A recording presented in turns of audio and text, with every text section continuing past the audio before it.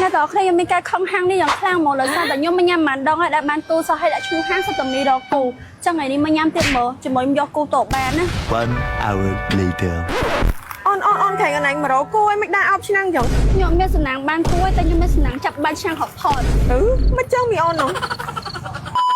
អ្នកអត់ទាន់មានគូអាចមកញ៉ាំអីនៅមីរកគូបានគីឡូបានឆ្នាំងអោបទៅផ្ទះដូចខ្ញុំដោយសារតែថ្ងៃទី7 8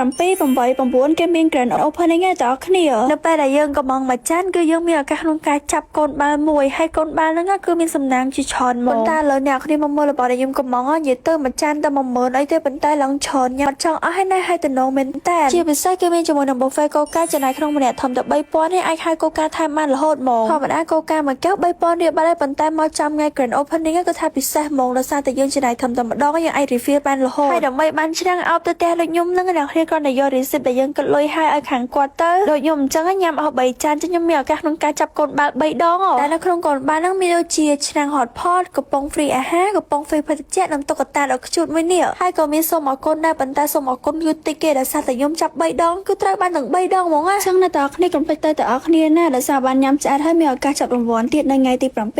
9 ខែមករាឆ្នាំ2026យើងនឹងឯង